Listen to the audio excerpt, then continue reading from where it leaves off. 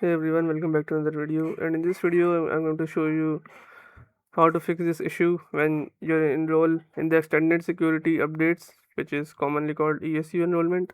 And it says ESU enrollment coming soon, and it is not, it says it is unavailable in your region. So, how to fix this? Let's get started.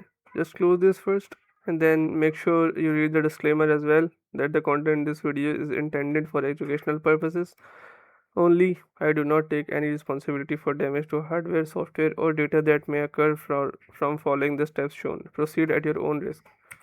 Now open PowerShell as administrator, and then and then first you have to type this code: set dash win home location space dash GOID space 244.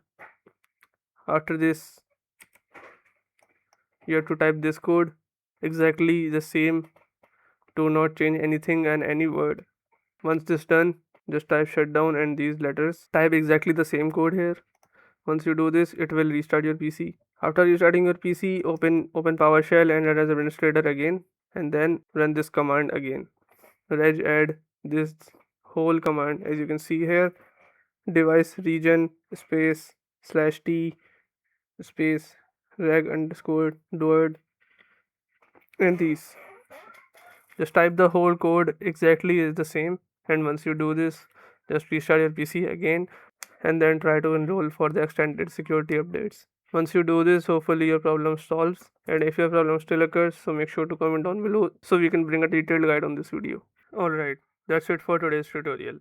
I really hope this video helped you solve your problem or learn something new about your PC. My goal on this channel is to make everything about computers simple and easy, whether it's fixing errors, downloading software or any game, boosting performance of any Windows or any game, or understanding new tools. If this video was helpful in any way, don't forget to hit the like button because it really motivates me to keep bringing you more useful content.